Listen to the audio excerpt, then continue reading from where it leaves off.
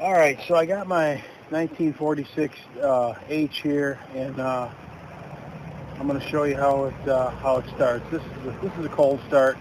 It usually starts pretty good, so we'll see how this goes.